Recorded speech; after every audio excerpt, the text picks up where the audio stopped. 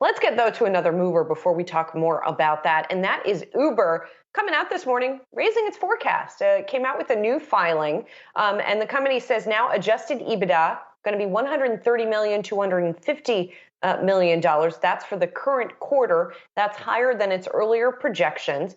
And there's a quote here from the CEO, Derek Khosrowshahi, who says our mobility business is bouncing back from Omicron much faster than we expected. So that being reflected in this updated forecast here. And it's also reflected in a lot of the other chatter that we've gotten from other companies, even as there's still this concern now, post-Omicron, about international travel. It affects Uber less, certainly, than some of the other the other international airlines, for example.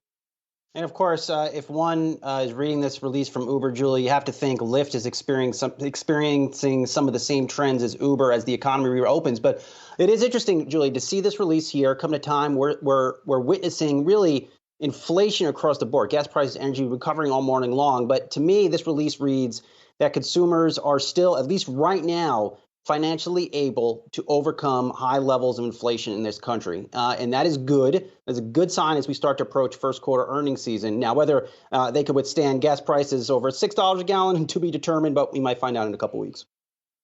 Well, and part of this also is the idea of a shift in spending, right? We have been hearing for quite some time now, economists talking about a shift from the manufacturing economy, the goods economy, to the services economy. That was delayed because of Omicron. We saw that in things like the jobs numbers. Well, then we saw a big recovery in leisure and hospitality jobs last month as we started to move past Omicron. That, again, another sign people are shifting their spending. Maybe they're not buying as much stuff on Amazon. You know, they're buying staples perhaps, but maybe not as many discretionary items. Or if they are buying discretionary items, it's outfits so they can take an Uber and go out to the bar, right? So we are seeing that shift, right?